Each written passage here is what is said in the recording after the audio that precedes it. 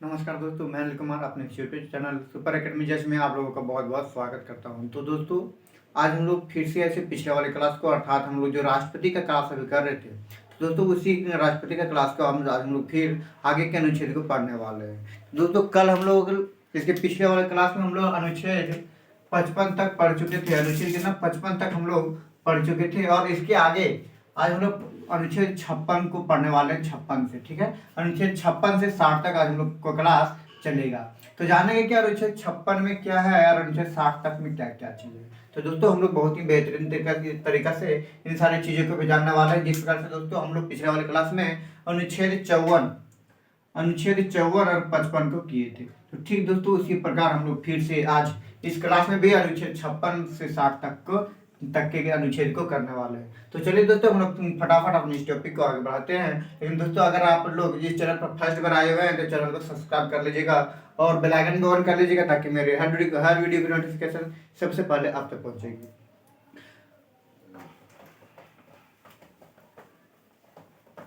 तो दोस्तों, अनुच्छेद कितना आज हम लोग का अनुच्छेद 56 से अनुच्छेद 60 तक पढ़ना है। तो अनुच्छेद 56 में क्या कहता है, हम लोग दोस्तों पिछले वाले क्लास में एक बार और देख चुके थे। अनुच्छेद 56 में क्या कहता है, तो दोस्तों अनुच्छेद 56 में कार्यकाल से संबंधित बातों की चर्चा किया गया है। दोस्तों, ये अनुच्छेद 56 ज्यादा वैसा डिफिकल्ट नहीं है। जिस प्रकार हम लोग अनुच्छेद 55 और 54-55 में हम लोग बहुत लंबा क्लास किए, उसमें जो दोस्तों निर्वाचन की प्रक्रिया हम लोग को सारी प्रक्रिया को पढ़ना पड़ा था, लेकिन इसमें उतना खास नहीं है। इसमें बस कहता है कि अनुच्छेद 56 में क्या कि कार्यकाल, राष्ट्रपति का कार्यकाल कितना वर्ष का होगा और कितने वर्ष तक बाद में बढ़ाया जा सकता है या नहीं बढ़ाया जा सकता है, इसकी चर्चा भी किया गया है। लेकिन दोस्तों यहाँ पे क्या है, अनुच्छेद 56 में राष्ट्रपति के कार्यकाल से संबंधित बातों की चर्चा किया गया है, जिसमें राष्ट्रपति का कार्यकाल कितना वर्ष का होता है। तो दोस्तों राष्ट्रपति का कार्यकाल 5 वर्ष का होता है, ठीक है, 5 वर्ष का होता है। अब कहेंगे दोस्तों कि अगर समय आने पर वैसा अगर विपत्ति आ जाए तो क्या 5 वर्ष से बढ़ाया जा सकता है। तो दोस्तों 5 वर्ष से भी अधिक बढ़ाया जा सकता है राष्ट्रपति का कार्यकाल, लेकिन कौन सा अनुच्छेद, तो दोस्तों अनुच्छेद 62 के तहत बढ़ाया जा सकता है। तो किस प्रकार से बढ़ाया जा सकता है उसके बारे में हम लोग दोस्तों नेक्स्ट वीडियो में पढ़ेंगे कि अनुच्छेद 62 में क्या कहता है। तो दोस्तों हम लोग यहीं से अभी अब आगे बढ़ाते हैं कि 56 में क्या कार्यकाल से संबंधित बातों चर्चा किया गया है और इनका कार्यकाल कितने वर्ष का होता है, तो 5 वर्ष का होता है। अधिकांश पदाधिकारियों को अगर देखा जाए दोस्तों, जैसे हमारे लोकसभा में भी देखा जाए, कभी प्रधानमंत्री का भी देखा जाए, अधिक मतलब पदाधिकारियों का कितना वर्ष का होता है कार्यकाल, दोस्तों 5 वर्ष का ही होता है। और शायद किसी किसी का ऐसा होता है 6 वर्ष का कार्यकाल होता है। तो नेक्स्ट क्या है, अब नेक्स्ट है दोस्तों अनुच्छेद 57, ठीक है, अनुच्छेद 57 में कहता क्या है। दोस्तों अनुच्छेद 57 में हम लोग पढ़े थे कि पुनर्निर्वाचन, जैसे 54-55 में हम लोग क्या पढ़े, निर्वाचन और निर्वाचन की प्रक्रिया, और ठीक उसी प्रकार इसमें है 57 में निर्वाचन, पुनर्निर्वाचन, अर्थात अगर कोई व्यक्ति, ठीक है, अगर एक बार कोई व्यक्ति अगर राष्ट्रपति बन जाता है तो नेक्स्ट बार क्या फिर से वह पुनर्निर्वाचन करके नेक्स्ट बार अगर कभी भी अगर, जैसे कि अभी वर्तमान में हमारे राष्ट्रपति रामनाथ कोविंद है, नेक्स्ट बार फिर से अगर चुनाव हो उसमें तो क्या है, सो राष्ट्रपति के चुनाव में लड़ सकते हैं। तो दोस्तों उसी चर्चा किया गया है, जो कि दोस्तों वहां पर कहा जाता है कि वह पुनर्निर्वाचन में भाग ले सकते हैं, कि पुनर्निर्वाचन में भाग ले सकते हैं। लेकिन दोस्तों ऐसा नहीं कि एक बार वह जीत गए तो उनको सारा चीज से न गुजरना पड़ेगा। सारा चीज जिस प्रकार से हम लोग पढ़े जमानत राशि 15,000 रुपये देना पड़ता है, तो और उनको से कितना, तो दोस्तों जिस प्रकार से मतगणना किया जाता है, वोट दिया जाता है, फिर उसी प्रकार से उनको वोट प्राप्त करना होगा, तब है तो फिर से राष्ट्रपति पद को धारण कर सकेंगे। जिस प्रकार दोस्तों हमारे प्रधानमंत्री नरेंद्र मोदी जी कब 2014 में है, सो 2014 में कब पर ये प्रधानमंत्री का पद लिए हैं, लेकिन फिर से जब चुनाव हुआ तो दोस्तों उसमें भी प्रधानमंत्री के पद के लिए पुनर्निर्वाचन में भी निर्वाचन के लिए उम्मीदवार के रूप में खड़े हुए प्रधानमंत्री जी हमारे नरेंद्र मोदी, और कब अब फिर से 2019 में जीत हासिल कर लिए, ठीक है, फिर से जीत हासिल कर लिए हैं। तो क्या हुआ था, ये पुनर्निर्वाचन है। तो मतलब यहाँ पे स्वीकृति किया गया अनुच्छेद 57 के तहत कि वह व्यक्ति जो अगर एक बार बन चुका है वह फिर से पुनः निर्वाचन करके वह राष्ट्रपति बन सकता है। तो दोस्तों ऐसे ही वह कौन से राष्ट्रपति हैं जो लगातार 2 बार राष्ट्रपति बने हैं, तो दोस्तों यह क्वेश्चन कभी कभी पूछ दिया जाता है। जो प्रथम राष्ट्रपति दोस्तों हमारे भारत के प्रथम राष्ट्रपति कौन थे, तो दोस्तों डॉक्टर राजेंद्र प्रसाद थे, जो कि पहले एक ही ऐसे राष्ट्रपति हैं जो कि लगातार 2 बार राष्ट्रपति बन चुके हैं। ठीक है, तो अनुच्छेद 56 और 57 बात आ गई समझ में। अब नेक्स्ट अनुच्छेद 58। अनुच्छेद 58 में कहता क्या है? अनुच्छेद 58 में दोस्तों यही कहता है कि योग्यता क्या होती है। ठीक है, योग्यता, अगर राष्ट्रपति के चुनाव में अगर कोई व्यक्ति खड़ा होगा तो इसके लिए योग्यता क्या क्या होनी चाहिए। तो दोस्तों यहाँ पे योग्यता का कहने का अर्थ है उनके पास क्या क्या होने चाहिए। तो क्या क्या होने चाहिए, चलो चलिए हम लोग इसको पढ़ते हैं।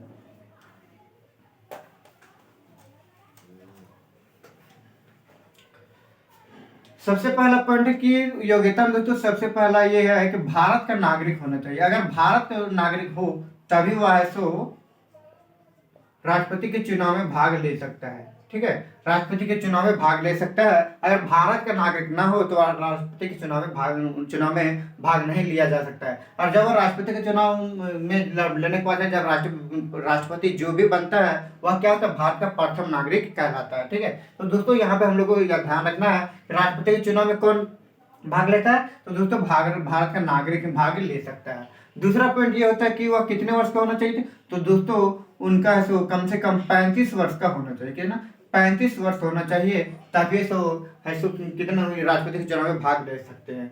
अब तीसरा पॉइंट क्या है कि लोकसभा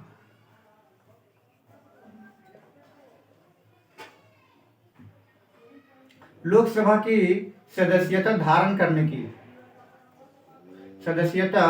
करने की योग्यता होनी चाहिए।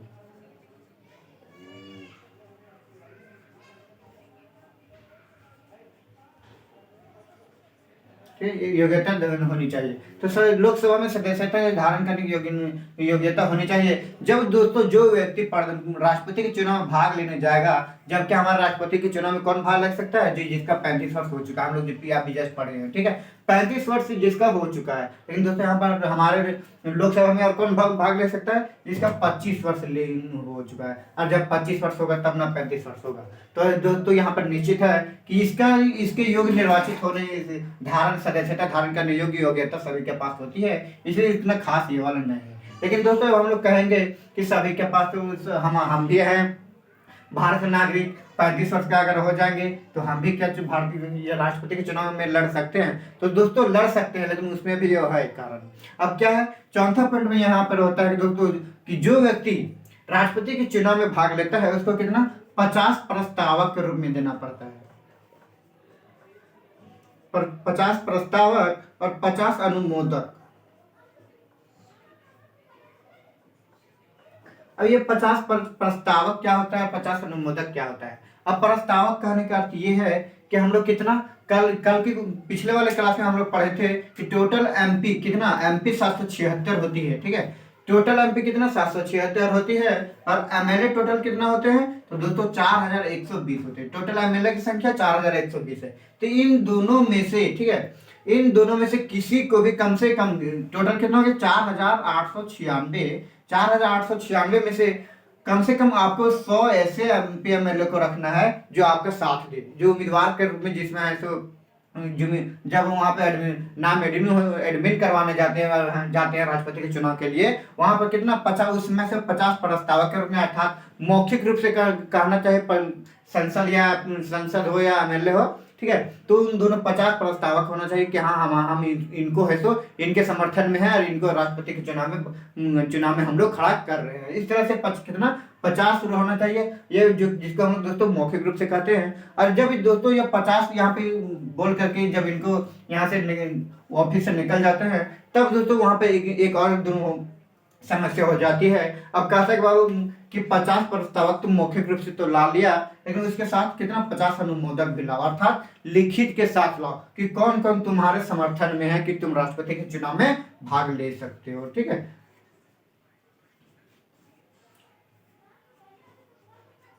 लिखित रूप से 50 प्रस्तावक 50 अनुमोदक। अगर चाहे तो अब 776 में से क्यों ना सभी के सभी 100 ले सकते हो, अगर फिर क्यों ना 4120 में से 100 ले सकते हो, अगर फिर दोनों मिला के 100 कर सकते हो। लेकिन दोस्तों आप लोगों को यहाँ पे जो भी राष्ट्रपति के चुनाव में उम्मीदवार में खड़ा होता है उसको कितना 50 प्रस्तावक 50 अनुमोदक देना पड़ता है। अब हम बोलेंगे दोस्तों, अब हम लोग क्या पूछे थे कि हम क्या खड़ा हो सकते हैं, क्या ऐसा होता है कि अगर हम आम आदमी हैं और तुरंत हम क्या 50 संसद का या फिर 50 संसद या एमएलए किसी का भी समर्थन ले पाएंगे। और लोग दोस्तों हम लोग का ऐसा नहीं होता कि एक भी ऐसे संसद का ऐसे नहीं होता है जिसका हम लोग समर्थन ले पाएंगे, एक संसद का भी समर्थन नहीं ले पाएंगे तो ऐसा संभव नहीं हो पाएगा। इसलिए दोस्तों हम लोग को राष्ट्रपति के चुनाव में हम लोग क्या निर्वाचन के लिए खड़ा नहीं हो सकते हैं। तो क्या था, तो दोस्तों हम लोग यहाँ पे 58 योग्यता, इससे हम लोग योग्यता भी हम लोग पढ़ लिए। अब नेक्स्ट दोस्तों हम लोग पढ़ने वाले हैं कि हम लोग के सामने है अनुच्छेद 59। ठीक है, नेक्स्ट हम लोग का है अनुच्छेद 59। लगातार हम कितना कितना हो गया, अनुच्छेद 56, 57 और 58। 56 में कार्यकाल, 57 में पुनर्निर्वाचन, फिर से भाग ले सकते, पुनर्निर्वाचन में करके राष्ट्रपति के चुनाव में भाग ले सकता है। और उसके बाद है फिर योग्यता। ठीक है, कि क्या क्या योग्यता राष्ट्रपति चुनाव में भाग लेने के लिए होनी चाहिए। अब यहाँ पे है अनुच्छेद 59। अनुच्छेद 59 में क्या है, तो दोस्तों अनुच्छेद 59 में रखा गया है शर्त को कि अगर कोई व्यक्ति अगर राष्ट्रपति के चुनाव में क्या होता है भाग लेता है तो उसके साथ शर्त रख दिया जाता है कि ये तुम्हारे पास नहीं होना चाहिए। अब क्या क्या नहीं होना चाहिए, तो दोस्तों सबसे पहली बात यहाँ पे अब कहता है कि क्या क्या होना चाहिए, क्या क्या नहीं होना चाहिए तुम्हारे पास। अगर ये सब है तब ऐसे तुम राष्ट्रपति के चुनाव में भाग ले सकते हो और अन्यथा नहीं ले सकते हो। तो दोस्तों हम लोग पिछले वाली क्लास में अभी भी पढ़ रहे हैं कि जमानत राशि में कितना देना पड़ता है, तो 15,000 रुपए देना पड़ता है। 15,000 रुपया देना पड़ता है। तो प्रथम सत्र की शर्त क्या होता है कि उनको 15,000 रुपये जमानत राशि के रूप में देना पड़ेगा। दूसरा क्या होता है कि पागल एवं दिवालिया नहीं होना चाहिए, पागल एवं दिवालिया।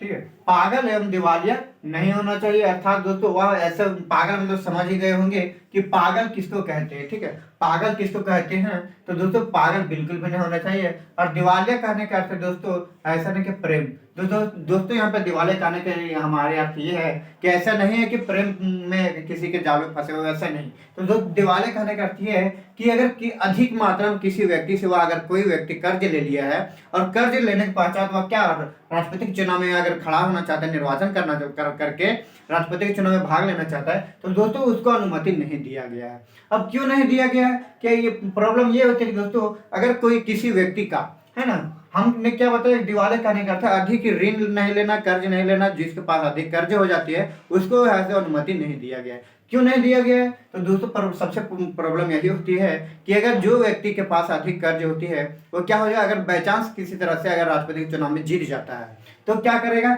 सबसे देश के विकास को छोड़ करके सबसे पहले अपना जेब भरेगा, अपना जेब को भरेगा। और अपना जेब भरेगा तो हमारा देश का क्या होगा, विकास का विनाश। तो दोस्तों कंफर्म हो जाएगा कि हमारा देश का विनाश हो जाएगा। इसलिए दोस्तों दिवालिया पागल एवं दिवालिया लोगों को अनुमति नहीं दिया गया है। अब उसके बाद फिर नेक्स्ट पॉइंट क्या है, उसके बाद दोस्तों यहाँ पे नेक्स्ट पॉइंट पे कि वह ऐसा लाभ के पद पर नहीं होना चाहिए। क्या, लाभ के पद पर नहीं होना चाहिए। अब लाभ के पद पर कौन कौन सा पद ऐसा होता है जो लाभ के पद पे आता है, तो दोस्तों सरकारी नौकरी नहीं होना चाहिए।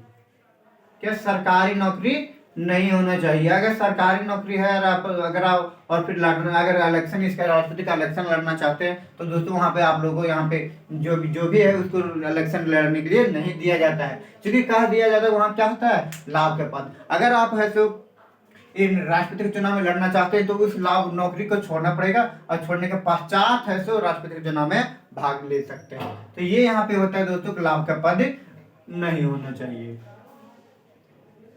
अब चौथा पॉइंट क्या है, चौथा पॉइंट दोस्तों ये है कि एमपी या एमएलए का सदस्यता धारण होनी चाहिए। एमपी या एमपी कौन होता है, तो दोस्तों एमपी है सो लोकसभा के सदस्य और राज्यसभा के सदस्य होते हैं। एमपी कौन कौन होते हैं, तो लोकसभा के सदस्य और राज्यसभा के सदस्य एमपी होते हैं। और ये एमएलए कौन होते हैं, तो दोस्तों विधानमंडल, जिसमें से विधानसभा, ठीक है, विधानसभा और विधान परिषद दोनों होते हैं। ठीक है, एमएलए में क्या क्या, तो एमपी में लोकसभा के सदस्य और राज्यसभा के सदस्य होते हैं, एमएलए में विधानसभा के सदस्य और विधान परिषद के सदस्य होते हैं। तो दोस्तों यही लोग हैं सो इतना ये लोग हैं सो निर्वाचन में राष्ट्रपति के चुनाव में निर्वाचन में भाग ले सकते हैं। तो बिल्कुल अच्छी तरीके से आप समझ में आ गई होगी कि शर्त क्या क्या होती है और कि कौन सा व्यक्ति भाग ले सकता है। तो दोस्तों हम लोग बहुत ही अच्छी तरीके से पढ़ चुके हैं। अब इस चीज के बारे में दोस्तों अब जो अभी हम लोग पढ़े कि MP और MLA भाग ले सकते हैं, इसके पिछले बार भी हम लोग चर्चा कर चुके हैं अनुच्छेद 55 में, ठीक है, अनुच्छेद 55 में। अब दोस्तों हम लोग कहाँ लगातार के पढ़ चुके हैं 56, 57, 58 और 59। अब अंतिम हम लोग के यहाँ पे है 60, जो कि दोस्तों यहाँ पे उतना खास नहीं दिया गया है। खास यही है अनुच्छेद 60 का करना है कि शपथ ग्रहण, ठीक है, शपथ ग्रहण। तो दोस्तों अगर आज हमारे किसी भी पद में किसी को भी अगर जॉब भी होता है तो उनको क्या होता है कि शपथ दिलाया जाता है। जैसे कि आज हमारे अगर थल सेना, जल सेना या वायु सेना किसी में भी किसी को भी अगर जॉब होती है तो उनको दोस्तों शपथ दिलाया जाता है। ठीक उसी प्रकार से दोस्तों हमारे भारत में जितने भी मंत्री होते हैं उन सारे मंत्रियों को ऐसो जब जीत जाते हैं तो पद हासिल सीट को पर बैठने से पहले उनको ऐसे शपथ दिलाया जाता है, ठीक है। और शपथ दिलाया जाता है उसी को दोस्तों इसी का चर्चा अनुच्छेद कितने 60 में किया गया कि अनुच्छेद 60 के तहत राष्ट्रपति को शपथ दिलाया जाएगा और शपथ दिलाने के पश्चात उनको राष्ट्रपति की सीट गद्दी पे बैठने के लिए अनुमति मिल जाता है। तो दोस्तों आज हम लोग फिर लगातार 56 से 60 तक पूरा अच्छी तरीके से पढ़ चुके हैं। अगर आप लोगों को इसमें से जरा सा भी कहीं भी कंफ्यूजन होगी दोस्तों तो कमेंट करके जरूर से जरूर बताइएगा। तो दोस्तों अगर आप लोगों को ये वीडियो अच्छी लगी हो तो लाइक शेयर कीजिए और अपने दोस्तों के साथ बिल्कुल इतना ज़्यादा शेयर कीजिए ताकि आप लोगों के साथ साथ दोस्तों आपके दोस्त भी पढ़ सकेंगे। तो चलिए दोस्तों अब हम लोग फिर मिलेंगे इसके अगले वीडियो में। तब तक के लिए जय हिंद, जय भारत।